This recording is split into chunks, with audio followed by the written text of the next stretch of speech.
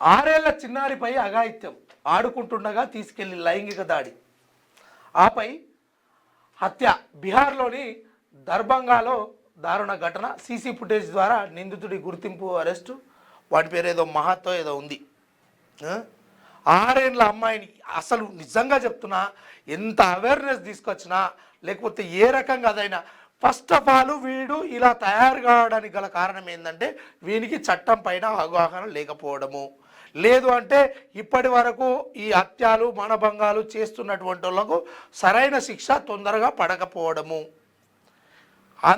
దానికోసమే మన మన మన యాళ్ళు వచ్చే వరకు ఏ టైం అవుతుంది, 20 సంవత్సరాలు అవుతుంది, మనం అప్పటి వరకు ఇది దొరుకుతామా, ఇది బయట పడుతుందా, కేసు జల్దీ పూర్తవుతుందా, ఇలాంటి అపోహలు, ఇలాంటి కథలన్నీ ఈ ఆకతాయిలు, ఈ దొంగల మధ్య ఈ మెదడులో ఉన్నాయి.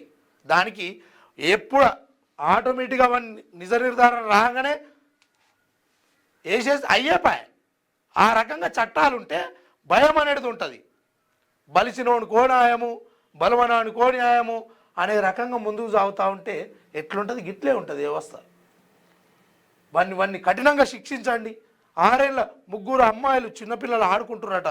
ఒక ఆమెను తీసుకుపోయి చెరువు కాడికి, నిర్మానుష్య ప్రాంతాలకు తీసుకుపోయి ఆమెను అఘాయిత్యం చేసి హతమార్చిండంట దొంగసాలేగాడు.